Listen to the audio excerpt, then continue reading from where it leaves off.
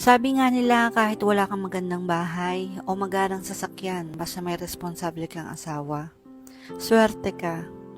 Yung ituturing kang reyna gaya ng pangako niya, yung hindi ka lang minamahal kundi nire-respeto pa. Yung tutulungan ka sa mga gawaing bahay, yung nagkukusa kahit di mo utusan. Yung asawang iniintindi ka kapag masama ang iyong pakiramdam. Yung di ka sinasabayan kapag may topak ka. Yung mister na di ka pagsasaitaan na masasakit na salita kahit galit pa siya. Yung never kang pagbubuhatan ng kamay kahit anong mangyari. Yung lalaking ibibigay ang mga cravings mo.